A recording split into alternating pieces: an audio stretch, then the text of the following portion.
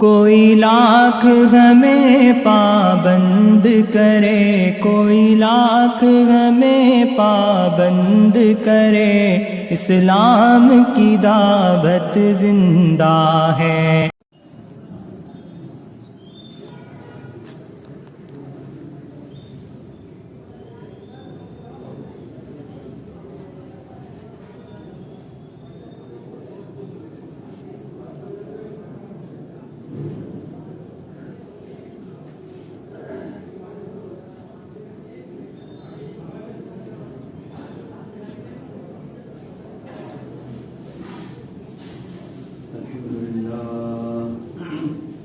الحمد لله نحمده ونستعينه ونستغفره ونؤمن به ونتوكل عليه ونعوذ بالله من شرور أنفسنا ومن سيئات أعمالنا من يهده الله فلا مضل له ومن يضلله فلا هادي له ونشهد أن لا إله إلا الله وحده لا شريك له ونشهد أن سيدنا ومولانا محمدا عبده ورسوله صلى الله تعالى عليه وعلى آله وصحبه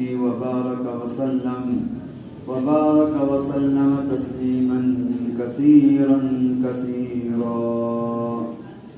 أما بعد فأعوذ بالله من الشيطان الرجيم بسم الله الرحمن الرحيم يا أيها الذين آمنوا ادخلوا في السلم كافة ولا تتبعوا خطوات الشيطان إنه لكم عدو مبين وقال الله سبحانه وتعالى والذين جاهدوا فينا لنهدينهم سبلنا وإن الله لمع المحسنين وقال النبي صلى الله تعالى عليه وسلم إن الله لا ينظر إلى صوركم وأموالكم ولكن ينظر إلى قلوبكم وأعمالكم وقال النبي صلى الله تعالى عليه وسلم لغدوة أو روحة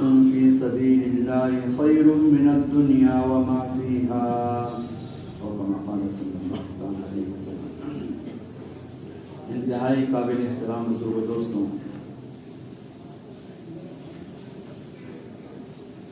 اللہ تبارک تعالیٰ نے دنیا آخرت میں کامیابی اور ناکامی کے، عزت اور ذلت کے، ہلاکت اور بربادی کے، حفاظت اور ہلاکت کے جتنے وعدے اور جتنی وعیدیں اللہ تبارک تعالیٰ نے بیان فرمائی ہے، ان تمام وعدوں کا اور تمام وعیدوں کا تعلق دنیا کے اسباب کے ساتھ نہیں ہے۔ توجہ سے بات سننا، اللہ تبارک تعالیٰ نے کامیابی کے، نجات کے، عزت کے، برکتوں کے، رحمت کے، حفاظت کے اور آخرت کے تمام نعمتوں کے جتنے وعدے اللہ تبارک تعالیٰ نے بیان فرمائے ہیں، ان کا کوئی تعلق دنیا کے اسباب کے ساتھ نہیں ہے۔ اور اللہ تبارک تعالیٰ کی جانب سے جتنی وعیدیں نازل ہوئی ہے، ہلاکت کی، بے برکتی کی، دلوں میں پھٹن کی، مختلف قسم کے عذابات کی اور آخرت کے تمام سزاؤں کی جتنی وعیدیں اللہ تبارک تعالیٰ نے ارشاد فرمائی ہے، ان کا کوئی تعلق دنیا کے اسباب کے ساتھ، اسباب کی کمی کے ساتھ، چیزوں اور نقشوں کے نہ ہونے کے ساتھ، حکومت اور دولت کے نہ ہونے کے ساتھ اس کا کوئی تعلق نہیں۔ اچھی طرح بات سمجھنا چاہیے، اللہ تبارک تعالیٰ کا کوئی وعدہ اسباب کی بنیاد پہ پورا نہیں ہوتا ہے، اور اللہ تبارک تعالیٰ کی جانب سے کوئی عذاب اسباب کی کمی کی بنیاد پہ نازل نہیں ہوتا ہے۔ کسی نعمت کا تعلق اسباب کی کثرت کے ساتھ نہیں ہے، اور کسی عذاب کا تعلق اسباب کی قلت کے ساتھ نہیں ہے۔ توجہ سے بات سنو، کسی نعمت کا تعلق اسباب کی کثرت کے ساتھ نہیں ہے، اور کسی عذاب کا تعلق اسباب کی قلت کے ساتھ نہیں ہے۔ دنیا کے اسباب اور ہمارے نقشے اور شکلیں اللہ تبارک تعالیٰ کے یہاں اتنی بے قیمت ہے کہ جب سے اللہ تبارک تعالیٰ نے ان اسباب کو بنایا ہے، کبھی بھی اللہ تبارک تعالیٰ دنیا کے اسباب کو محبت کی نگاہ سے کبھی نہیں دیکھتے. توجہ سے بات سنو. دنیا کے اسباب اللہ تبارک تعالیٰ کی اتنی بے قیمت ہے. جب سے اللہ نے دنیا کو بنایا ہے کبھی بھی اللہ تبارک تعالیٰ دنیا کے اسباب کو, دنیا کی شکلوں کو محبت اور عظمت کی نگاہ سے نہیں دیکھتے. اللہ تبارک تعالیٰ ہر سیکنڈ, ہر آن, ہر لمحہ اپنی ہر مخلوق کی طرف اور دنیا کے ہر سبب کی طرف متوجہ ہیں, لیکن اللہ تبارک تعالیٰ کی توجہ دنیا کے اسباب کی طرف غضب و لعنت کے ساتھ ہوتی ہے. کیسے ہوتی ہے؟ غضب و لعنت کے ساتھ. دنیا کے اسباب کی طرف اللہ تبارک تعالیٰ کی توجہ غضب و لعنت کے ساتھ ہوتی ہے. جو دنیا اللہ تبارک تعالیٰ کے ملعون ہے اور جس دنیا پہ اللہ تبارک تعالیٰ کا غضب اور غصہ نازل ہو رہا ہے, اس دنیا کی بنیاد پہ اللہ تبارک تعالیٰ کا کوئی وعدہ کیسے پورا ہو؟ جو دنیا اللہ تبارک تعالیٰ کے ملعون ہے, نبی کریم صلی اللہ علیہ وسلم کا ارشاد ہے الدنیا ملعونہ, دنیا کے اسباب پہ ہر سیکنڈ اللہ کی جانب سے لعنتیں برستی. جو دنیا اللہ تبارک تعالیٰ کے یہاں ملعون ہے, جس دنیا پہ اللہ تبارک تعالیٰ کی جانب سے لعنتیں برستی ہے, وہ دنیا اللہ تبارک تعالیٰ کی نعمتوں کی بنیاد کیسے ہو سکتی؟ کتنا بڑا دھوکہ ہے اور کتنی بڑی نادانی ہے اس زمانے کے مسلمان کی. وہ اللہ تبارک تعالیٰ کی نعمتیں حاصل کرنے کے لیے, اللہ تبارک تعالیٰ سے کامیابی حاصل کرنے کے لیے, اللہ تبارک تعالیٰ کے وعدے اپنے حق میں پورا کرانے کے لیے اس دنیا کے اسباب کو بنیاد سمجھ رہا ہے جس دنیا کے اسباب پر ہر سیکنڈ اللہ کی جانب سے غضب و لعنت برستی. اجے کچھ غور تو کرو باتوں پر. کتنی بڑی نادانی ہے مسلمان کی. اللہ تبارک تعالیٰ سے کامیابی لینے کے لیے, نجات دینے کے لیے, اللہ تبارک تعالیٰ کے وعدے اپنے حق میں پورا کرانے کے لیے اس دنیا کے اسباب کو جمع کرنے کی فکر کر رہا ہے جن اسباب پہ ہر سیکنڈ اللہ کی جانب سے غضب و لعنت برستی. دنیا کے اسباب کا کوئی تعلق اللہ تبارک تعالیٰ کے وعدوں کے ساتھ, اللہ کی وعدوں کے ساتھ نہیں, بلکہ اللہ تبارک تعالیٰ کے تمام وعدے اور اللہ تبارک تعالیٰ کی تمام وعدوں کا تعلق مسلمان کے دین کے ساتھ ہے اور مسلمان کے بدن سے نکلنے والے اعمال کے ساتھ. اللہ تبارک تعالیٰ کے تمام وعدوں کا تعلق مسلمان کے دین کے ساتھ ہے, مسلمان کے اعمال کے ساتھ ہے, اور اللہ تبارک تعالیٰ کے تمام وعدوں کا تعلق مسلمان کے بدن سے نکلنے والے غلط اعمال کے ساتھ. دیکھو میں آپ سے ایک بات کر سکوں, توجہ سے بات سنیں. اس زمانے کے اندر مسلمانوں کا ایک دھوکہ ہے. لوگ یہ سمجھتے ہیں اللہ تبارک تعالیٰ کے وعدے انبیاء کے ساتھ مخصوص تھے. لوگ یہ سمجھتے ہیں اللہ تبارک تعالیٰ کے وعدے انبیاء کے ذات کے ساتھ مخصوص تھے, انبیاء کے زمانوں کے ساتھ خاص تھے, انبیاء کے علاقوں کے ساتھ خاص تھے. اب ہم میں سے کوئی نبی نہیں ہے, ہم میں کوئی صحابی نہیں ہے, ہم میں کوئی ولی نہیں ہے, تو اللہ تبارک تعالیٰ کے وعدے ہمارے حق میں پورے نہیں ہو سکتے. یہ بڑا دھوکہ اس زمانے کے مسلمانوں کو لگا ہے. اس دھوکے کی وجہ سے مسلمان اللہ کی مدد سے مایوس ہو چکا ہے, اللہ کی مدد سے نا امید ہو چکا ہے. اور سنو غور سے بات, اس نا امیدی نے مسلمان کو یہاں تک پہنچا دیا جس طرح دنیا کی قومیں اپنے کامیابی حاصل کرنے کے لیے جن طریقوں کو اختیار کر رہی ہے, جب تک مسلمان وہی طریقے اختیار نہیں کرے گا مسلمان دنیا میں کامیاب نہیں ہوگا. توجہ سے بات سننا. اس لیے مسلمان اپنے کمائیوں کے طریقوں میں حرام اختیار کر رہا ہے. اپنے حفاظت کے ہتھیار میں مسلمان حرام اختیار کر رہا ہے. اپنے مسائل کو حل کرنے کے لیے مسلمان اسی طرح حرام اختیار کر رہا ہے جس طرح دنیا کی اور دوسری قومیں اپنے کمائیوں کے طریقوں میں حرام اختیار کر رہی ہے. کیوں؟ اس لیے کہ مسلمان نے یہ سمجھ لیا اللہ تبارک تعالیٰ کے وعدے انبیاء کی ذات کے ساتھ, صحابہ کی ذات کے ساتھ, اولیاء کرام کے ساتھ, ان کے زمانوں کے ساتھ, ان کے علاقوں کے ساتھ مخصوص تھے. ہم میں کوئی نبی نہیں ہے, کوئی صحابی نہیں ہے, کوئی ولی نہیں ہے, اس لیے ہمارے حق میں یہ وعدہ پورا نہیں ہو سکتا ہے. اب ہمیں اپنے مسائل کو حل کرنے کے لیے وہی طریقہ اختیار کرنا پڑے گا جو طریقہ دنیا کی قومیں اختیار کریں. اس سوچ نے مسلمان کو دین سے انتہائی دور کر دیا. دین کا تصور اس زمانے میں مسلمان کے لیے ایک برکت کی, ایک ثواب کی چیز بن کر رہ گیا. اس دین سے مسائل حل ہوں گے, اس دین سے مشکلات دور ہوگی، اس دین کی بنیاد پہ دنیا آخرت میں کامیابی ہوگی، یہ چیز مسلمان کے یقین سے نکل۔ حالانکہ میرے دوستوں یہ بات اچھی طرح سمجھنا چاہیے، اللہ تبارک تعالیٰ کے جتنے وعدے ہیں دنیا آخرت میں، ان وعدوں کا تعلق کسی کی ذات کے ساتھ، کسی علاقے کے ساتھ، کسی زمانے کے ساتھ مخصوص نہیں ہے۔ اللہ تبارک تعالیٰ کے وعدے یقین اور عمل کی بنیاد پر، اللہ تبارک تعالیٰ کے وعدے یقین اور عمل کی بنیاد پر۔ اللہ تبارک تعالیٰ کا صاف اعلان ہے، اِنَّا لَنَنصُرُ رُسُلَنَا وَالَّذِينَ آمَنُوا فِي الْحَيَاةِ الدُّنْيَا وَيَوْمَ يَقُومُ الْأَشْهَادُ۔ اللہ تبارک تعالیٰ کا صاف اعلان ہے، ہم مدد کرتے ہی چلے جائیں گے نبیوں کی، ایمان والوں کی۔ جو مدد کا وعدہ اللہ تبارک تعالیٰ نے انبیاء کے ساتھ کیا ہے، وہی مدد کا وعدہ اللہ تبارک تعالیٰ کا ایمان والوں کے ساتھ ہے۔ جو مدد کا وعدہ اللہ تبارک تعالیٰ کا انبیاء کے ساتھ ہے، وہی مدد کا وعدہ اللہ تبارک تعالیٰ کا ایمان والوں کے ساتھ ہے۔ اور اگلی بات کو سنو، دنیا میں بھی مدد کا وعدہ ہے، آخرت میں بھی مدد کا وعدہ ہے۔ فی الحیات الدنیا ویوم یقوم الاشہاد، دنیا میں مدد کا وعدہ ہے اور آخرت میں مدد کا وعدہ ہے۔ مسلمان کے لیے سب سے بنیادی چیز اور سب سے یقینی چیز، سب سے بنیادی، سب سے اہم چیز ہر مسلمان کے لیے اپنی زندگی میں ان سارے اعمال کا اہتمام کرنا ہے، ان سارے ضابطوں کا اہتمام کرنا ہے جن ضابطوں کی بنیاد پر اللہ تبارک تعالیٰ کے وعدے مسلمانوں کے حق میں پورے ہوتے ہیں۔ دو ضابطے ہیں، اچھی طرح بات سننا، دو ضابطے ہیں اللہ تبارک تعالیٰ کے جن کی بنیاد پر اللہ تبارک تعالیٰ کی مدد ایمان والوں کے ساتھ آتی ہے۔ سب سے پہلا ضابطہ اللہ تبارک تعالیٰ کا اللہ کی ذات و صفات پر کامل یقین ہے۔ کیا ہے بولو؟ اللہ کی ذات و صفات پر کامل یقین، یہ اللہ سے مدد لینے کا سب سے بنیادی ضابطہ ہے۔ اللہ کی ذات و صفات کا کامل یقین، یہ اللہ کی مدد کو حاصل کرنے کا سب سے بنیادی ضابطہ ہے۔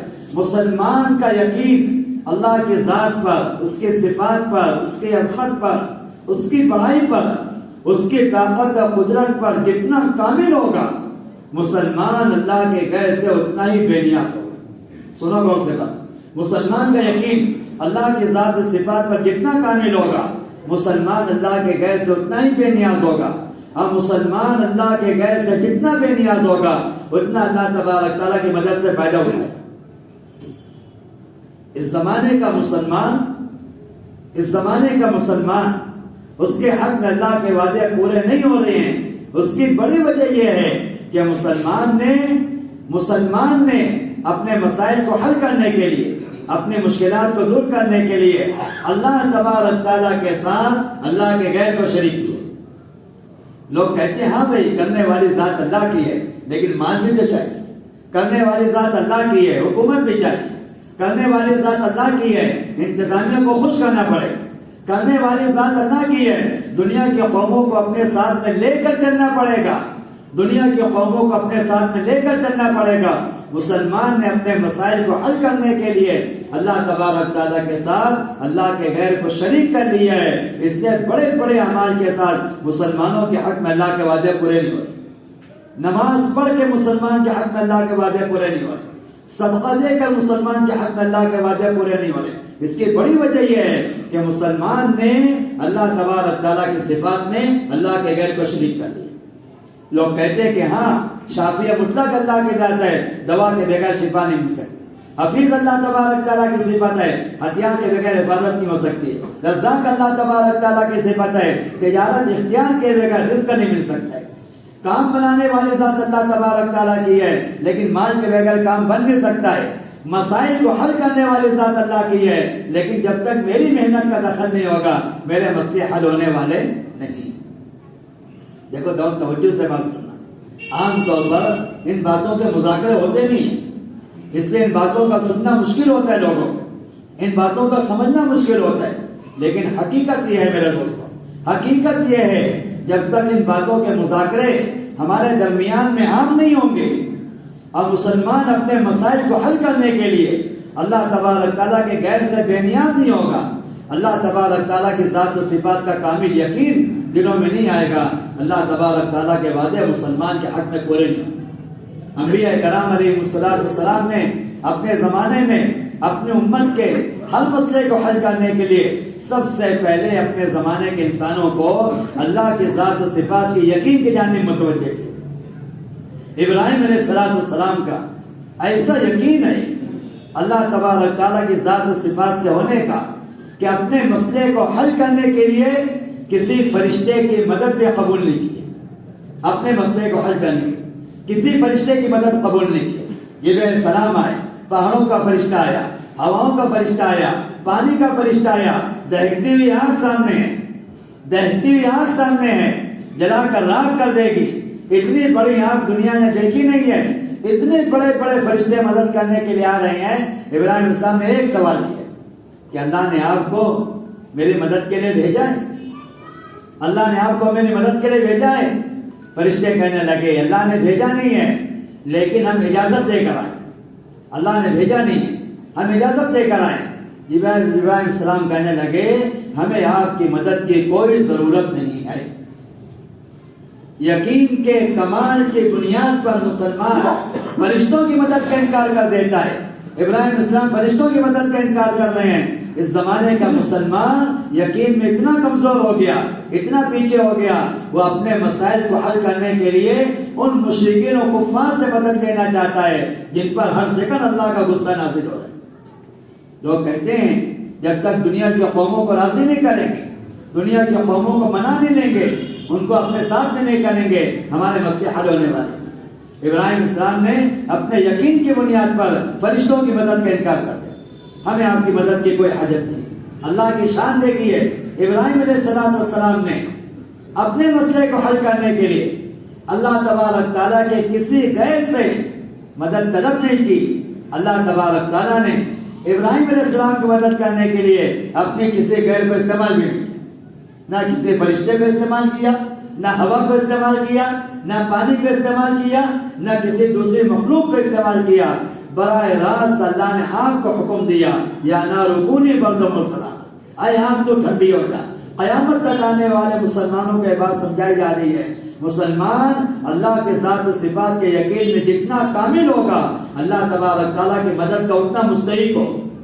مسلمان اللہ تبارک تعالیٰ کی ذات و صفات کے یقین میں جتنا کامل ہوگا اللہ تبارک تعالیٰ کی مدد کا اتنا مستحق ہوگا. یہ سب سے پہلی بنیاد. لیکن میرے دوستوں کو سنو, اللہ کی ذات و صفات کے یقین میں کمال کیوں نہیں ہے؟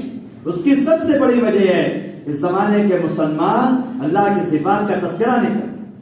اس زمانے کے مسلمان اللہ کی صفات کا تذکرہ نہیں کرتے ہیں. ذکر اللہ کا کرتے ہیں, تذکرے اللہ کے غیر کے کرتے ہیں. ذکر اللہ کا کرتے ہیں, سبحان اللہ, الحمدللہ, لا الہ الا اللہ, اللہ اکبر, استغفر اللہ.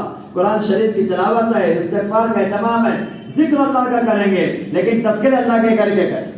فلاں حکیم صحیح ہوتا ہے, فلاں ڈاکٹر یوں کرتا ہے, فلاں مالدار یوں کرے گا, فلاں انتظامیہ صحیح ہو جائے گا, فلاں یہ کرے گا, میری ذات سے ہوتا ہے. ذکر اللہ کا کرتے ہیں, تذکرے اللہ کے غیر کے کرتے ہیں. حضرت نبی کریم صلی اللہ علیہ وسلم نے یہ اہتمام فرمایا تھا کہ مسجد کے اطراف میں رہنے والے جتنے مسلمان ہیں ان کو غفلت اور گناہوں کے ماحول سے نکال کر مسجد کے ماحول میں لائے, اور مسجد کے ماحول میں لا کر گھنٹوں ایک ایک مسلمان کو اللہ کی عظمت سمجھائے, اللہ کی بڑائی سمجھائے, اللہ کی طاقت سمجھائے, اللہ کی قدرت سمجھائے, اللہ کی ربوبیت سمجھائے, اللہ کرتے ہیں یہ سمجھایا, اللہ کے غیر سے کچھ نہیں ہوتا یہ سمجھایا. ان تذکروں کی وجہ سے مسلمان کے دلوں میں یقین کامل ہو, مسلمان کے دل میں یقین کامل ہو. جب تک غفلت کے ماحول سے نکل کر مخلوق کے تذکرے بند نہیں کریں گے, اپنا فارغ وقت تو مسجد میں نہیں دیں گے, اس وقت تک ایمان میں کمال نہیں ہو. دور نبوت میں, دور خلافت میں, دور صحابہ میں مسلمان اپنی زندگی میں 3 ہی جگہوں پر ملتا ہے. کتنی جگہوں پر؟ 3 جگہوں پر. یا تو اپنی حلال کمائیوں میں, یا اپنے بیوی بچوں کے تقاضوں میں, یا اپنا فارغ وقت مسجد میں کرے. اللہ معاف فرمائے, اس زمانے کے مسلمان کا فارغ وقت سب غفلت اور گناہوں کی مجلسوں میں لگا, سب غفلت اور گناہوں کی مجلسوں میں لگا. مسلمان کا فارغ وقت غفلت اور گناہوں کی مجلس میں لگ رہا ہے. آپ دیکھو ہر آدمی کے پاس جو فارغ وقت ہے اس کے فارغ وقت کی الگ الگ جگہیں یہاں اپنا فارغ وقت ضائع کرتا ہے. فلاں صاحب شباب کہاں ملیں گے؟ وہ فلاں کلب میں ملیں گے. فلاں صاحب کہاں ملتے ہیں؟ وہ فلاں باغیچے میں ملتے ہیں. فلاں صاحب کہاں ملتے ہیں؟ وہ بازار میں ملتے ہیں. فلاں صاحب کہاں ملتے ہیں؟ فلاں ہوٹل کے اندر ملتے ہیں. ہر مسلمان کا فارغ وقت لا یعنی یا غفلت کی مجلسوں میں. نبی کریم صلی اللہ علیہ وسلم نے ہر مسلمان کا فارغ وقت مسجد میں لگایا اور اللہ کے ذات و صفات کے اتنے تذکرے کیے تھے کہ مسلمان کو اللہ تبارک تعالیٰ کے غیر سے کہتے ہوئے شرم آتی کہ ہم اپنے مسئلے اللہ کے غیر کے سامنے کیسے رکھیں. مسلمان کو اللہ کے غیر سے کہتے ہوئے شرم آتی. اللہ اکبر. ہم اندازہ تو لگائیں ہمارا فارغ وقت جو مسجد کے باہر لگ رہا ہے وہ ہمیں کتنی بڑی بڑی خیر سے محروم کر رہا ہے. امام مالک ابن دینار رحمت اللہ علیہ فرماتے ہیں کہ جب تمہارا فارغ وقت لایانی اور بیکار کی مجلسوں میں لگے گا تم بڑی بڑی 4 خیروں سے محروم ہو جاؤ گے. کتنی خیر سے؟ توجہ سے بات سنیں. مالک ابن دینار رحمت اللہ علیہ فرماتے ہیں جب تمہارا فارغ وقت لایانی اور بیکار کی غفلت کی مجلسوں میں لگے گا تم بڑی بڑی 4 خیروں سے محروم ہو جاؤ گے. سب سے بڑی خیر ہے روزے کی برکت ختم ہو جائے. کیا ختم ہوگی؟ روزے کی برکت. مسلمان کو اس کا اندازہ ہی نہیں ہے. اب مسلمان کو اس کا احساس ہی نہیں ہے کہ میرا فارغ وقت جو بیکار اور لایانی کی مجلسوں میں لگ رہا ہے اسی نے میرے روزے کی برکت ختم کی. لوگ روزے کی برکت کو حکام کی تبدیلی میں اور اسباب کی کثرت میں تلاش کرتے. روزے کی برکت کو حکام کی تبدیلی میں اور اسباب کی کثرت میں تلاش کرتے. لوگ یہ چاہتے ہیں جتنے زیادہ اسباب ہو جائیں گے اتنی زیادہ روزے کی برکت ہو جائے گی. حالانکہ علماء نے لکھا ہے اسباب بڑھانے سے روزی نہیں بڑھتی. اسباب بڑھانے سے روزی نہیں بڑھتی ہے لیکن 2 چیزیں یقیناً بڑھ جائے گی. دنیا میں مشقت بڑھ جائے گی, آخرت میں حساب بڑھ جائے گا. دنیا میں کیا بڑھے گی؟ مشقت. اور آخرت میں حساب بڑھ جائے گی. اسباب بڑھانے سے روزی نہیں بڑھتی ہے لیکن دنیا کے اندر مشقت بڑھ جائے گی, آخرت میں حساب بڑھ جائے گا. روزی کے اندر جتنی بے برکتی آ رہی ہے وہ سب مسلمان کا فارغ وقت جو مسجد کے باہر لایانی اور غفلت کی مجلسوں میں لگ رہا ہے ان سارے گناہوں کی مجلسوں نے مسلمان کے روزے کی برکت ختم کی ہے.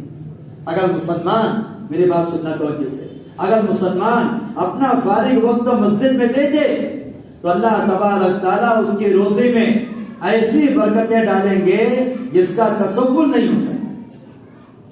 اصحاب صفہ نبی کریم صلی اللہ علیہ وسلم کے پاس رہتے. صحابہ میں 3 قسمیں تھی. توجہ سے بات سننا.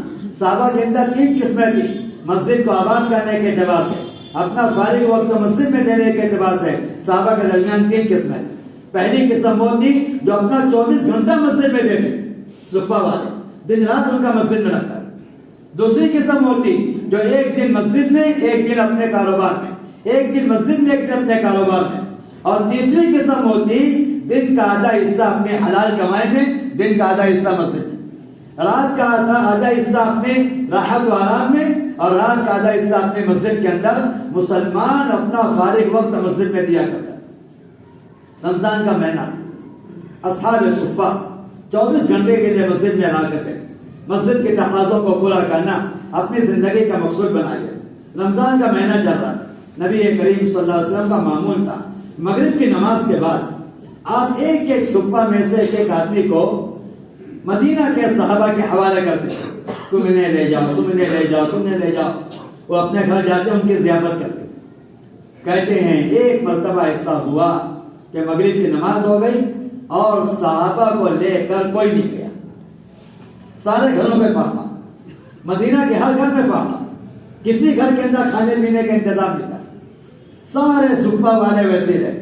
سحری پانی کے ساتھ تھی, افطاری پانی کے ساتھ, سحری پانی کے ساتھ ہی, افطاری پانی کے ساتھ ہی, صبح پھر دوسرے دن کا روزہ پانی کے ساتھ. 2 دن ہو گیا, 3 دن ہو گیا, 3 دن کا وقت ایسا گزر گیا سحری پانی کے ساتھ, افطاری پانی کے ساتھ, کھانے پینے کا کوئی انتظام نہیں. 3 دن کے بعد نبی کریم صلی اللہ علیہ وسلم کے سامنے مسئلہ رکھا کہ اللہ کے نبی 3 دن سے سحری افطاری پانی پر ہو رہی ہے, ایک لقمہ پیٹ میں گیا نہیں. سنو توجہ سے بات, فاقہ ہے, تنگی ہے, لیکن فارغ وقت مسجد میں لگا. حضرت نبی کریم صلی اللہ علیہ وسلم نے سب سے پہلے اپنے گھر پہ آدمی بھیجا. جو ہماری بات سننا, مسلمان کی شان یہ ہے کہ جب بھی اس کے سامنے دین کا کوئی تقاضا ہے, امت کی ضرورتوں کا کوئی تقاضا آئے گا, سب سے پہلے اس تقاضے کو اپنے گھر سے پورا کرو, اپنے گھر سے پورا. یہ نبوت کا مزاج ہے یہ مسلمان کی شان ہے کہ جب بھی دین کا کوئی تقاضا آئے گا، امت کی ضرورت کو کوئی تقاضا آئے گا، سب سے پہلے وہ تقاضا اپنے گھر سے پورا کرو۔ سنو، عجیب بات ہے، جو لوگ اللہ کے دین کے تقاضے کو اپنے گھروں سے پورا کرتے ہیں، اللہ تبارک تعالیٰ تقاضوں کے پورا کرنے کے برکت میں ان کی ضرورت بھی پوری کرتے ہیں، ان کے حق میں اپنا وعدہ بھی پورا کرتے ہیں۔ امت کی ضرورت کا تقاضا، دین کے تقاضے سب سے پہلے اپنے گھر سے پورا کرنا ہے۔ آپ صلی اللہ علیہ وسلم نے اپنے گھر آدمی بھیجا کہ صفہ والے بھوکے ہیں، 3 دن سے افطاری اور سحری پانی پر ہو رہی ہے، ان کے کھانے کا انتظام ہونا چاہیے۔ 9 گھروں سے اعلان آیا کہ گھر میں کوئی انتظام نہیں، 9 گھروں سے اعلان آیا کہ گھر میں کوئی انتظام نہیں۔ آپ علیہ السلام سب کو لے کر بیٹھ گئے، سب اللہ کی جانب متوجہ ہو گئے۔ آپ علیہ السلام نے اتنی مختصر دعا مانگی، اتنی مختصر دعا مانگی، ابھی اس مجلس میں دعا بتائی جائے گی، سب کو یاد ہو جائے گی، اتنی مختصر دعا، لیکن ایسی برکت اللہ نے عطا فرمائی۔ آپ نے اتنی مختصر دعا کی، آپ نے سب کو جمع کیا، آپ نے فرمایا اللہم انی اسألک من فضلک ورحمتک فإنہا بیدک لا یملکها احد غیرک۔ اے اللہ، میں آپ سے آپ کے فضل کا سوال کرتا ہوں، آپ کی رحمت کا سوال کرتا ہوں۔ آپ کا فضل، آپ کی رحمت آپ کے قبضے میں ہے، آپ کے سوا کوئی آپ کے فضل کا، آپ کی رحمت کا مالک نہیں ہے۔ اتنی مختصر دعا آپ نے کی ہے۔ صحابہ فرماتے ہیں ابھی نبی کریم صلی اللہ علیہ وسلم دعا کر کے فارغ بھی نہیں ہوئے تھے کہ مدینہ سے، بستی سے لوگ مسجد میں آنا شروع ہوئے۔ جس بستی میں 3 دن سے ایک مہمان کی ضیافت کرنے کو کوئی تیار نہیں ہے، اللہ نے اس دعا کی ایسی برکت دی، لوگ مسجد میں آنا شروع ہوئے۔ کوئی بالٹی بھر کے دودھ لے کر آ رہا ہے، کوئی بالٹی بھر کے دودھ لے کر آ رہا ہے، کوئی کھجور کا خوشہ لے کر آ رہا ہے، کوئی گیہوں کے بھرا ہوا تھیلا لے کر آیا ہے، کوئی مختلف قسم کا گوشت لے کر آ رہا ہے۔ تھوڑی دیر میں اتنا کھانا جمع ہو گیا مسجد میں کہ اس کو ختم کرنا مشکل ہو گیا، اتنا کھانا جمع۔ آپ علیہ السلام نے فرمایا دیکھو، ہم نے اللہ سے 2 چیزیں مانگی، ایک ہم نے اللہ سے فضل مانگا تھا، دوسرا ہم نے اللہ سے رحمت مانگی تھی۔ یہ اللہ کا فضل ہے، رحمت اللہ پاک آخرت میں دے گا، یہ اللہ کا فضل ہے، رحمت اللہ آخرت میں دے گا۔ میں نے ایک بات عرض کی ہے کہ جب مسلمان اپنا فارغ وقت مسجد کے ماحول میں نہیں لگائے گا، مسجد کو آباد کرنے کا اہتمام نہیں کرے گا، اور مسلمان کا فارغ وقت گناہوں اور غفلت کے مجلسوں میں لگے گا، مسلمان 4 بڑی خیروں سے محروم ہو جائے گا۔ سب سے بڑی خیر روزے کی برکت ختم ہو جائے گی، دوسری خیر بدن کی قوت ختم ہو جائے گی، مختلف قسم کی بیماریاں جو مسلمان کے جسم میں آ رہی ہے، مختلف قسم کی بیماریاں جو مسلمان کے جسم میں آ رہی ہے، وہ سب لایانی اور گناہوں کی مجلسوں میں فارغ وقت دینے کی وجہ سے۔ لوگ سمجھتے نہیں ہیں، لوگوں کو اس کا اندازہ نہیں ہے کہ میرے بدن میں بیماری کہاں سے آئی۔ جب تک مسلمان کا فارغ وقت مسجد کے ماحول میں نہیں لگے گا اور مسجد کے اعمال میں مسلمان اپنے آپ کو فارغ نہیں کرے گا، شریک نہیں کرے گا، مسلمان بیماریوں سے محفوظ نہیں رہے گا۔ آج یقین جانو، اچھی طرح بات سنو، بیماریاں کسی مخلوق کی وجہ سے نہیں آتی، بیماری کسی مخلوق کی وجہ سے نہیں آتی، بیماری براہ راست اللہ تعالیٰ کے حکم سے آتی ہے اور مسلمان کی غلط زندگی کی وجہ سے۔ حضرت نبی کریم صلی اللہ علیہ وسلم نے ایک صحابی سے اس مسئلے کو پوچھ کر قیامت تک آنے والے مسلمانوں کے بات سمجھا دی کہ بیماری کے آنے میں کسی مخلوق کا کوئی تعلق نہیں ہے، بیماری اپنی ذات سے متعدی نہیں ہوتی۔ لوگ کہتے ہیں یہ بیماری بڑی متعدی ہے، یہ بخار بڑا متعدی ہے، بیماری اپنی ذات سے متعدی نہیں ہوتی ہے، بلکہ بیماری گناہوں کی وجہ سے متعدی ہوتی ہے۔ ایک صحابی نبی کریم صلی اللہ علیہ وسلم کے پاس کہنے لگا کہ اللہ کے نبی، اونٹوں میں خارش ہو گئی، کھجلی کی بیماری ہے، اونٹوں میں خارش ہو گئی ہے۔ آپ علیہ السلام نے پوچھا کیسے خارش ہو گئی؟ صحابی کہنے لگے ایک اونٹ کو کھجلی ہوئی تھی، ایک اونٹ کو کھجلی ہوئی تھی، اس کی وجہ سے تمام اونٹوں میں کھجلی پھیل گئی۔ آپ علیہ السلام نے پوچھا پہلے اونٹ کو کھجلی کہاں سے ہوئی؟ پہلے اونٹ کو کھجلی کہاں سے؟ صحابی کہنے لگے اللہ کے حکم سے ہوئی ہے۔ آپ نے فرمایا جس طرح پہلے اونٹ کو کھجلی اللہ کے حکم سے ہوئی ہے، تمام اونٹوں کو کھجلی اللہ کے حکم سے ہوئی ہے۔ ایسا نہیں ہے کہ اللہ پاک ایک کو بیمار کرنا چاہتے تھے اور اس بیماری نے اللہ سے پوچھے بغیر پوری بستی کو بیمار کر دیا، کسی بیماری میں اتنی طاقت نہیں۔ بلکہ جو دنیا کے اندر بیمار پڑ رہا ہے وہ اللہ تبارک تعالیٰ کے حکم سے بیمار پڑ رہا ہے. اور ہر بیماری کی سب سے بڑی بنیاد اپنا لایانی، اپنا فارغ وقت لایانی اور بیکار کی مجلسوں میں لگانا. حضرت نبی کریم صلی اللہ علیہ وسلم نے ایسا اہتمام فرمایا تھا. سنو تو توجہ سے بات سننا. آپ صلی اللہ علیہ وسلم نے ایسا اہتمام فرمایا تھا. مسجد کو 24 گھنٹہ آپ نے امان سے ایسا بھر دیا تھا. ہر مسلمان کا فارغ وقت مسجد میں ایسا لگتا تھا. مسلمان اپنا فارغ وقت مسجدوں میں دینے کی وجہ سے بڑی بڑی بیماریوں سے محفوظ تھا.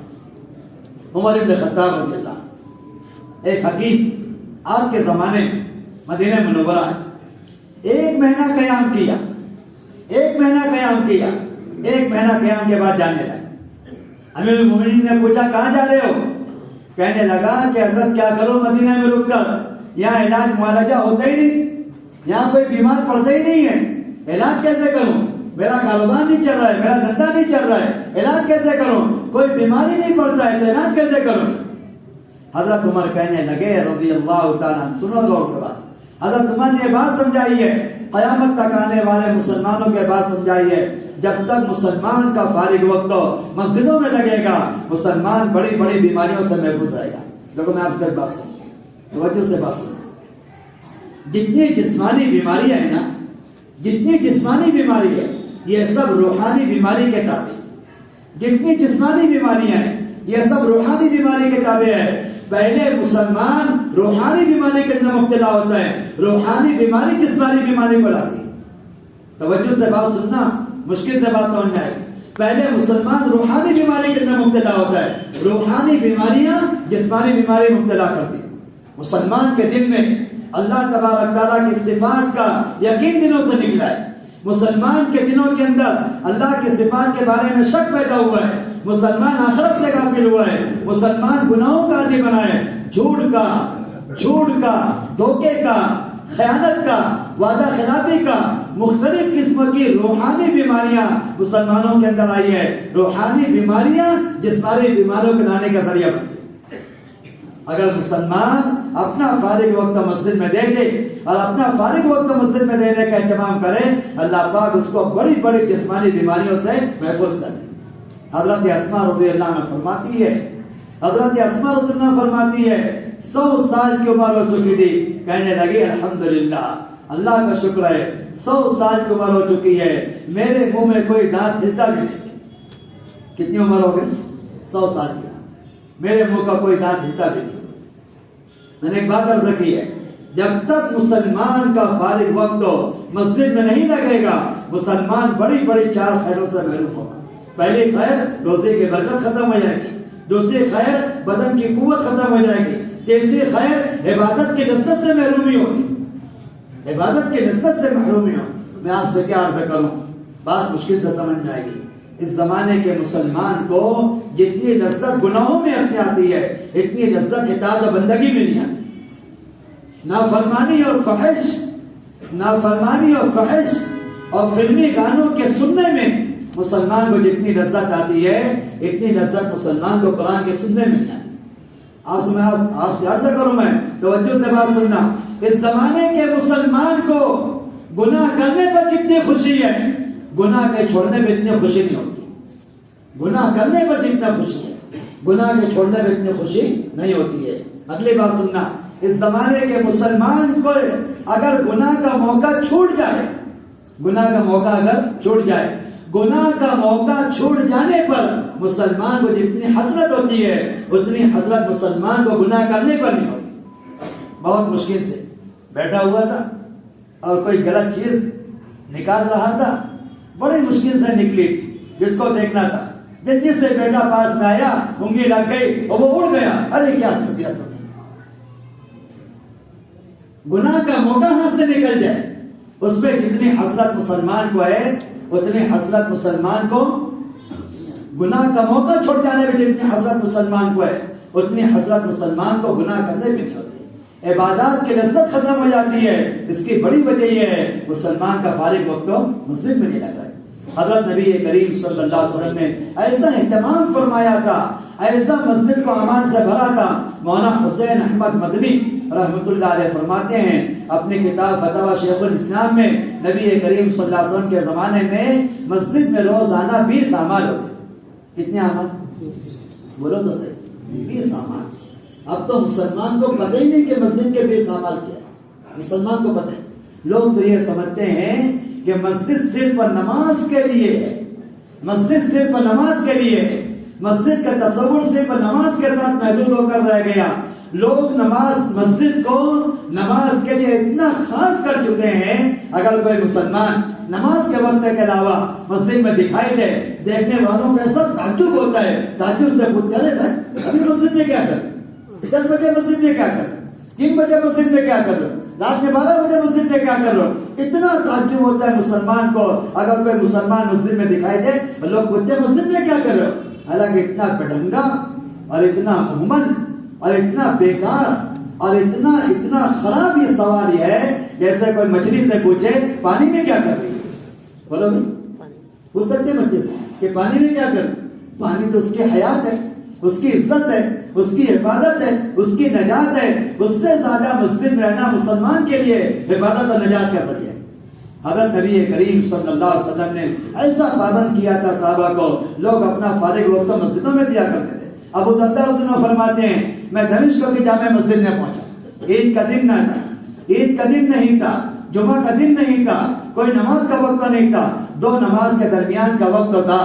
2 نماز کے درمیان کا وقت تھا. جو لوگ مسجد میں اپنا فارغ وقت دے کر مختلف قسموں کے سیکھنے سکھانے کا اہتمام کر رہے تھے ان کو میں نے شمار کیا. ایک مسجد میں 1600 افراد. کتنے افراد تھے؟ 1600 افراد. ایک مسجد میں 1600 افراد. نتیجہ کیا ہوتا تھا کہ پورا دین مسلمان کی زندگی میں تھا. مسجد کے اطراف میں رہنے والا کوئی مسلمان اللہ کی ذات سے غافل نہیں تھا اور اپنے دین سے جاہل نہیں تھا. کیوں؟ لیکن ہر مسلمان کا تعلق مسجد سے تھا.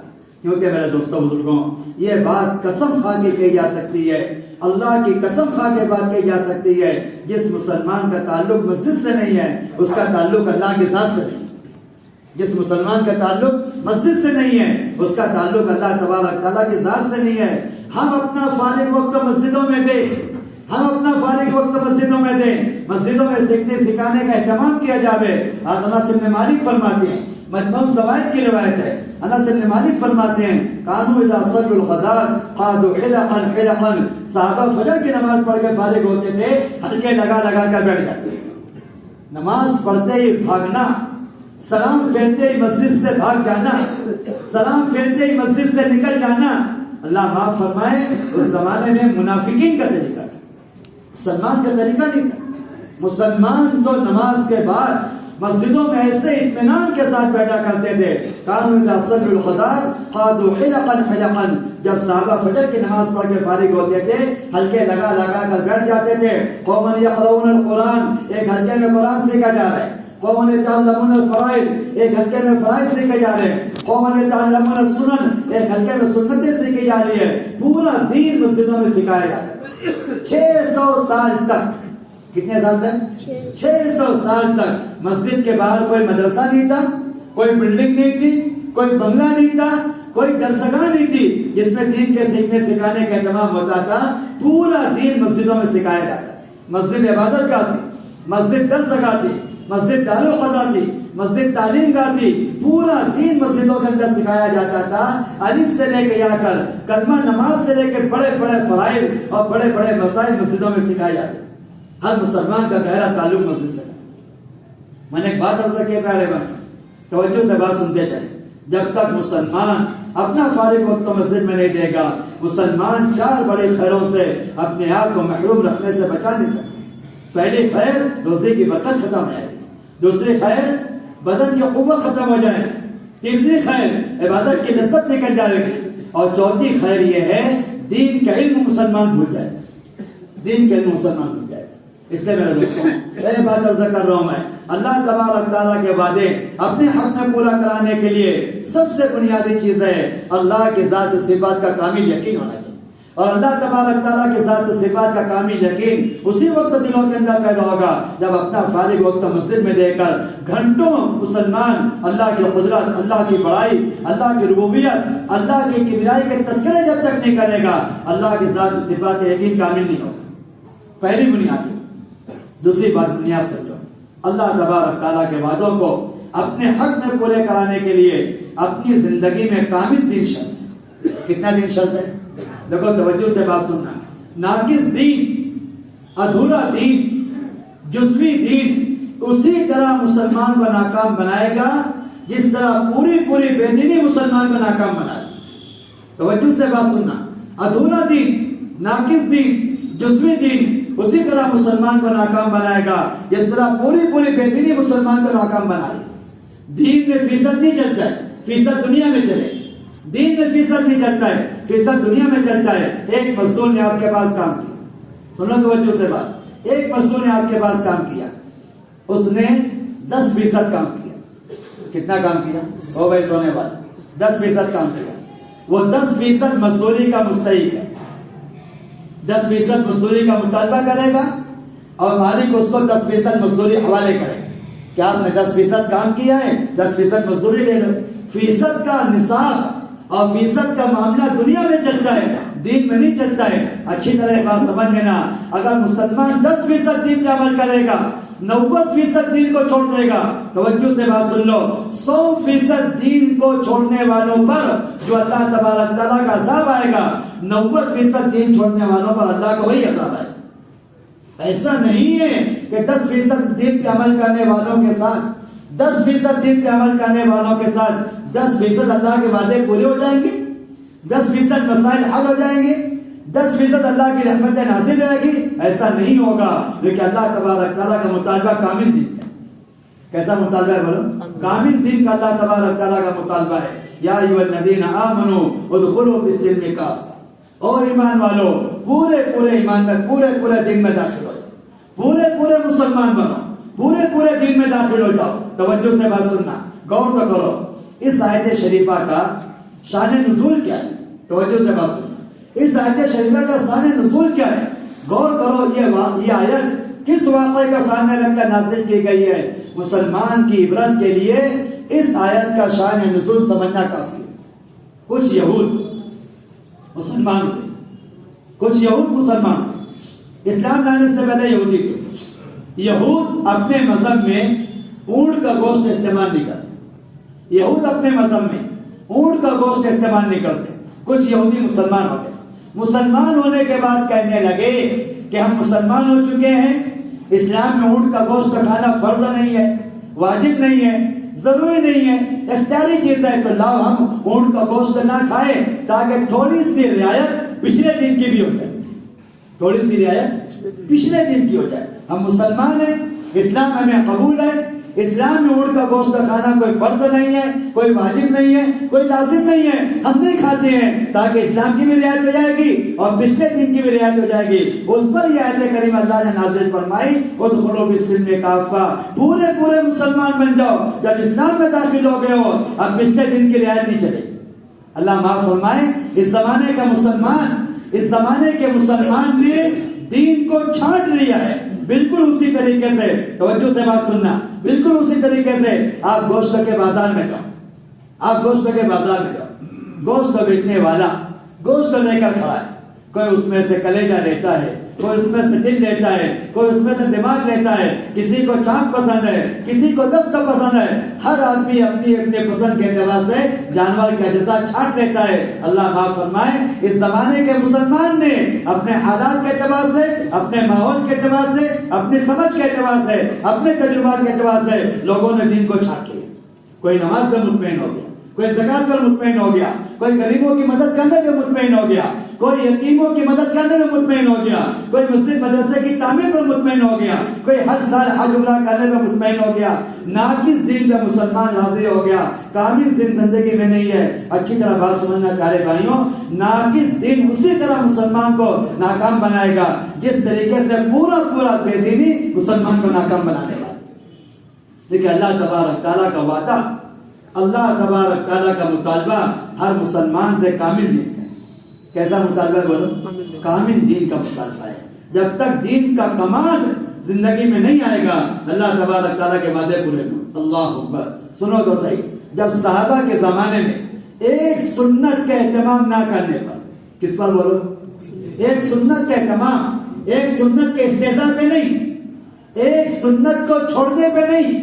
اس زمانے کا مسلمان تو سنتوں کے چھوڑنے پہ جری ہو چکا ہے. اس زمانے کا مسلمان سنتوں کے چھوڑنے پہ جری ہو چکا ہے. اور سنو تو صحیح، ایسا دھوکہ، ایک ایسی دھوکے کی پٹی اور ایک ایسا وسوسہ شیطان نے مسلمانوں کے دل میں پیدا کیا ہے. ارے بھائی، ایمان تو دل کی چیز ہے، کسی کا ظاہر کیسا بھی ہو آپ کو کوئی اعتراض نہیں کرنا چاہیے. کیا کہتے لوگ؟ ایمان کس کی چیز ہے؟ دل کی چیز ہے. تمہیں کیا پتا کس کے دل میں ایمان ہے کہ نہیں؟ کسی کا ظاہر کیسا بھی ہو، چہرہ سنت کے خلاف ہو، لباس سنت کے خلاف ہو، معاشرہ سنت کے خلاف ہو، معاشرہ سنت کے خلاف ہو، معاملہ سنت کے خلاف ہو، آپ کو اعتراض کرنے کا کوئی حق نہیں ہے. کیونکہ ایمان تو دل کی چیز ہے نا. بالکل شیطان کا یہ ایسا خطرناک دھوکہ ہے، کیونکہ ایمان یہ چھپنے والی چیز ہے ہی.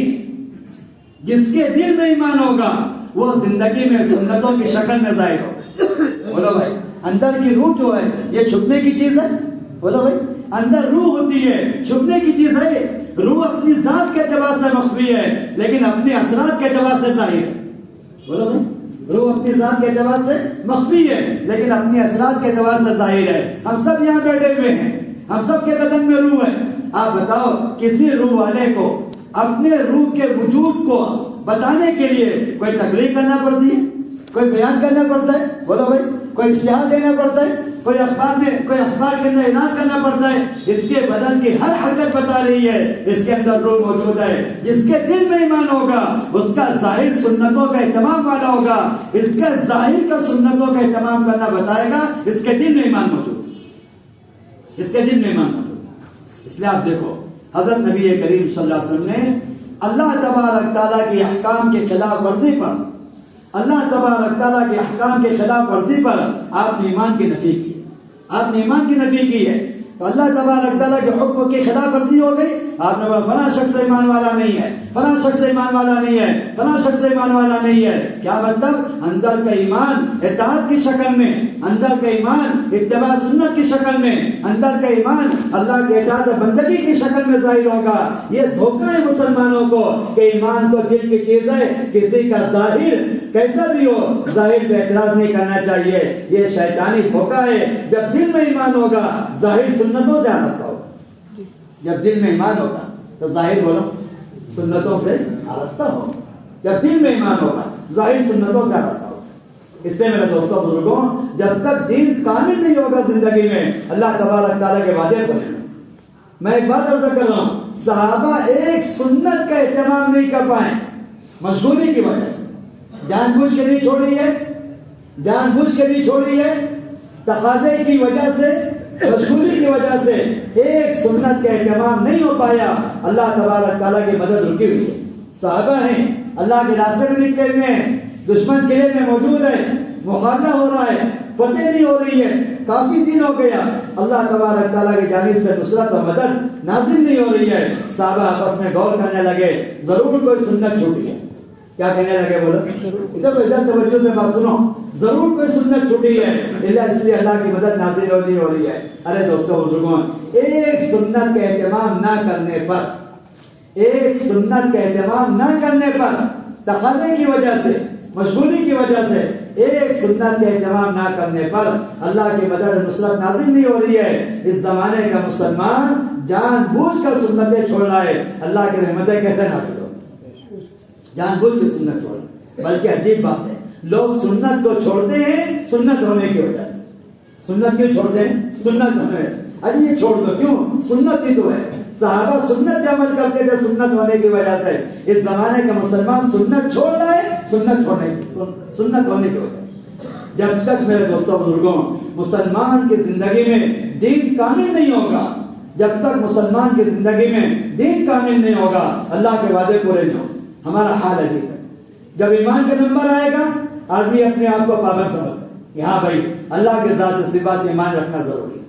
جب عبادات کا نمبر آئے گا آدمی اپنے آپ کو پابند سمجھے گا، ہاں نماز پڑھنا ضروری ہے، روزہ رکھنا ضروری ہے، حج کرنا ضروری ہے، ذکر و تلاوت کا اہتمام کرنا ضروری ہے. لیکن جب معاشرت کا نمبر آئے، رہن سہن، مسلمان اپنے آپ کو آزاد سمجھتا، میری شادی بیاہ، میرا رہن سہن، میرے گھر کی تعمیر، میرے بیوی بچوں کے تقاضے میں جیسے چاہے ویسے پورا کروں.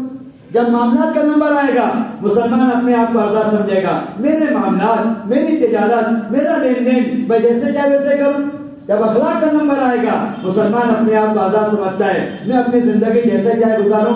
حالانکہ دوستوں بزرگوں، جس طرح دنیا میں رہنے والا ہر مسلمان ایمان میں پابند ہے، عبادات میں پابند ہے، اسی طرح دنیا میں رہنے والا ہر مسلمان اخلاق میں پابند ہے، معاشرت میں پابند ہے، معاملات میں پابند ہے. حضرت نبی کریم صلی اللہ علیہ وسلم نے اپنی امت کو معاشرت میں آزاد نہیں چھوڑا ہے، اپنی امت کو اپنے معاشرت میں آزاد نہیں چھوڑا ہے، اپنی امت کو آپ نے معاملات میں آزاد نہیں چھوڑا ہے، اپنی امت کو آپ نے اخلاق میں آزاد نہیں چھوڑا ہے، بلکہ آپ علیہ الصلوۃ والسلام نے سر کے بال سے لے کے پیر کے ناخن تک آپ نے اپنی امت کو پابند بنایا. بلکہ سنو تو صحیح، عجیب بات، ایک ضرورت بھی اگر، کتنی ضرورت؟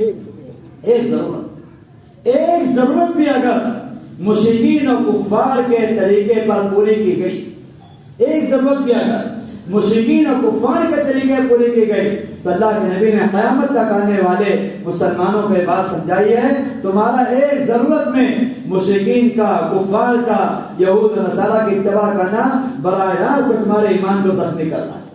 ایک ضرورت مشرکین کے طریقے پورا کرنا تمہارے ایمان کو زخمی کرنا ہے. حضرات صحابہ کرام اللہ کے راستے سے واپس، انہوں نے دیکھا کہ جب مشرکین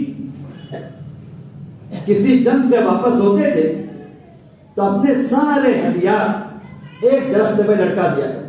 توجہ سے بات سننا، غور کرو کہ بات سمجھ میں آئے. اپنے سارے ہتھیار ایک درخت پہ لٹکا دیا کرتے. اس درخت کا نام تھا ذات انوار. مسلمانوں کو یہ طریقہ بہت پسند آیا، صحابہ کو یہ طریقہ بہت پسند آیا. سنو توجہ سے بات. اور میرے سامنے کہنے لگے صحابہ کرام کہ اللہ کے نبی ایک درخت ہمارے لیے طے کر دیں آپ، ایک درخت ہمارے لیے طے کر دیں آپ، ہم بھی اپنے ہتھیار درخت پہ ایسے لٹکا لیا کریں گے جیسے مشرکین اور کفار اپنے ہتھیار ایک درخت پہ لٹکا دیتے ہیں. توجہ سے بات سنو، یہ کوئی فرض نہیں ہے، کوئی واجب نہیں ہے، شریعت کا کوئی مسئلہ نہیں ہے، ایک ضرورت کی چیز ہے کہ بھئی جنگ سے واپس ہوئے ہیں، ہتھیار ایک درخت میں لٹکانے راحت ملتی ہے، آرام کرنے میں سہولت ہوتی ہے.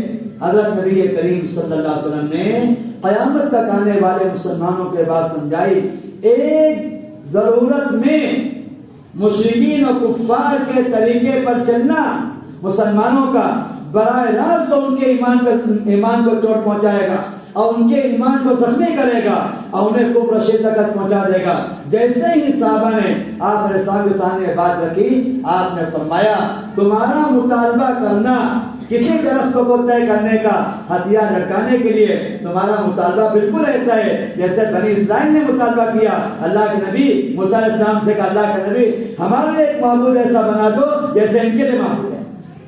آپ علیہ السلام نے ایک ضرورت مشرکین اور کفار کے طریقے پورا کرنا، اس کو کہاں جوڑ دیا آپ نے؟ کفر و شرک کے ساتھ جوڑ کہ تم جو مجھ سے مطالبہ کر رہے ہو کہ میں تمہارے لیے کوئی درخت متعین کر دوں، تم اس میں اپنے ہتھیار کو لٹکا دو گے جیسا کہ مشرکین لٹکاتے ہیں. یہ تمہارا مطالبہ بالکل ایسا ہے جیسے بنی اسرائیل نے موسیٰ علیہ السلام سے مطالبہ کیا تھا ہمارے لیے کوئی بت طے کر دو جیسے ان کے لیے بت ہے، ہم بھی اس کی پوجا کریں گے جیسے پوجا کرتے ہیں. ایک ضرورت کا مشرکین کو طریقہ پورا کرنا اللہ نے اس کو کس سے ملا دیا؟ کفر و شرک کے ساتھ ملا. ایسا نہیں ہے کہ ہم ایمان میں پابند ہے، عبادت میں پابند ہے، معاشرت کا نمبر آزاد، اخلاق کا نمبر آزاد، معاملات کا نمبر آزاد، بلکہ میرے دوستوں بزرگوں معاشرت اور معاملات کی آزادی مسلمان کا دین برباد کرتے. کس کی آزادی بولو؟ معاشرت میں آزادی. اگر مسلمان شادی بیاہ میں آزاد ہو جائے، زندگی گزارنے میں آزاد ہو جائے، معاملات میں آزاد ہو جائے، مسلمان کی آزادی اس کے دین کو برباد کر دے گی. علماء نے لکھا ہے، سنو توجہ سے بات، علماء نے لکھا ہے ایمان اور عبادات یہ پھل کے گودے کی طرح ہے. ایمان اور عبادات یہ پھل کے گودے کی طرح ہے اور معاشرت و معاملات جو ہے پھل کے چھلکے کی طرح ہے. آپ مجھے بتاؤ بھائی جب چھلکا اتر جاتا ہے تو گودا سڑتا ہے کہ نہیں سڑتا؟ ارے کچھ ساؤں تو کرو. جب چھلکا اتر جاتا ہے تو گودا خود کو مسکر جاتا ہے. مسلمان جب معاشرت اور معاملات میں آزاد ہو جائے گا اس کا ایمان بھی برباد ہو جائے گا. میں نے ایک بات عرض کی میرے دوستوں بزرگوں، اچھی طرح اس بات کو سمجھنا چاہیے. اللہ تبارک تعالیٰ کے وعدے ناقص دین پہ پورے نہیں ہوں گے، اللہ تبارک تعالیٰ کے وعدے کامل دین پہ پورے ہوں گے. مسلمان کی زندگی میں کامل دین کیسے آئے؟ سنو توجہ سے بات. مسلمان کی زندگی میں کامل دین کیسے آئے گا؟ کامل دین کو لانے کے لیے اللہ تبارک تعالیٰ کی مدد اور نصرت ضروری. کیا ضروری ہے بولو؟ اللہ کی مدد اور نصرت. بغیر اللہ تبارک تعالیٰ کی مدد کے، بغیر اللہ تبارک تعالیٰ کی نصرت کے مسلمان کی زندگی میں دین کامل نہیں ہوگا. مسلمان کو اپنے دین پہ استقامت نہیں ہوگی. مسلمان کے دین میں جتنی رکاوٹیں حکام کی جانب سے، حکومت کی جانب سے، دنیا کے قوموں کی جانب سے آ رہی ہے، ان ساری رکاوٹوں میں اللہ تبارک تعالیٰ کی مدد نازل نہیں ہوگی جب تک مسلمان اپنے دین کا داعی نہیں ہوگا. کیا نہیں ہوگا بولو؟ جب تک مسلمان اپنے دین کا داعی نہیں ہوگا.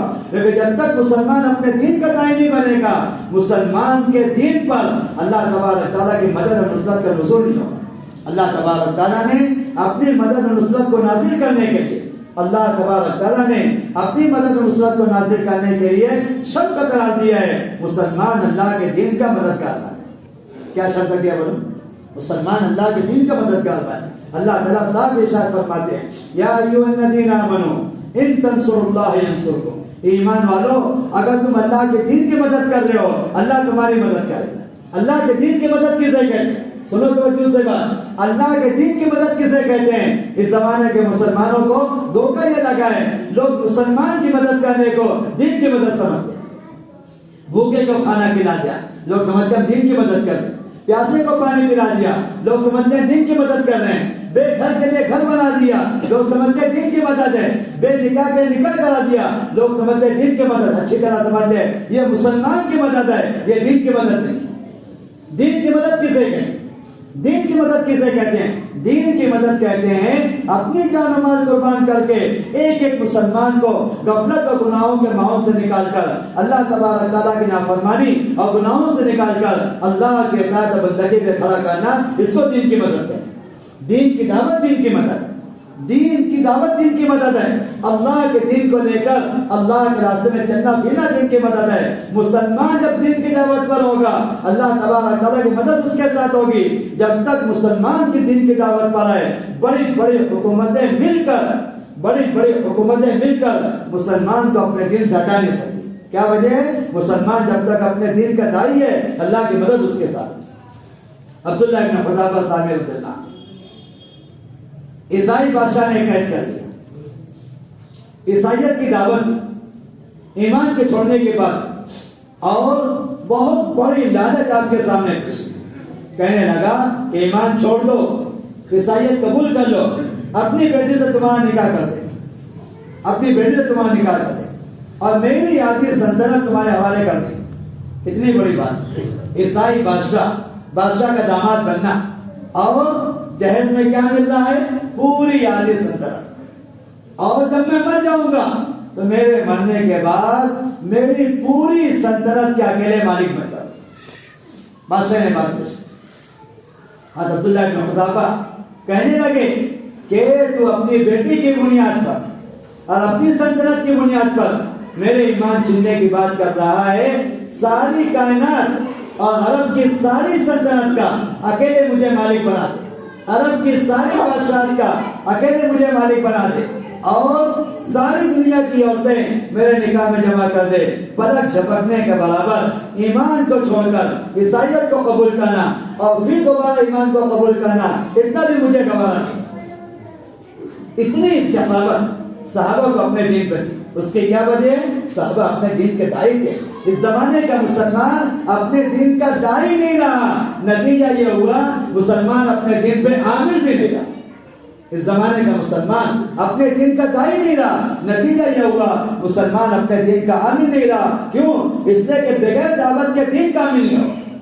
بغیر دعوت کے دین کامل نہیں ہوگا. دوستوں بزرگوں توجہ سے بات سنو، اطمینان سے بیٹھے رہو. بغیر دعوت کے دین کامل نہیں ہوگا. لیکن دین کے کمال کے لیے ایمان کا کمال شرط ہے اور دعوت کے بغیر ایمان کامل نہیں ہوگا. دین کے کمال کے لیے ایمان کے کمال شرط ہے، اور دعوت کے بغیر ایمان کامل نہیں ہوتا ہے۔ بڑی سے بڑی عبادات کا اہتمام کر، بڑی سے بڑی عبادت کا اہتمام کر لے، زکوٰۃ اپنے وقت پہ ادا کر دے میں، اپنے آپ کو عبادت میں تھکا دے میں، اور اپنا بدن عبادت میں بالکل سوکھ جاوے۔ اگر مسلمان دعوت نہیں دے رہا ہے، بغیر دعوت کے ساری عبادات کا اہتمام کر کے مسلمان کا ایمان کامل نہیں ہوتا۔ اللہ تبارک تعالیٰ نے ایمان کو کامل کرنے کے لیے دعوت کو شرط قرار دیا۔ اللہ نے ایمان کو کامل کرنے کے لیے دعوت کو شرط قرار دیا ہے۔ اللہ تعالیٰ ارشاد فرماتے ہیں انما المؤمنون الذین اذا ذکر اللہ وجلت قلوبهم، مسلمانوں کو مسجدوں میں جمع کر کے اللہ کے تذکرے کرنا، اللہ کی عظمت کے، اللہ کی بڑائی کے،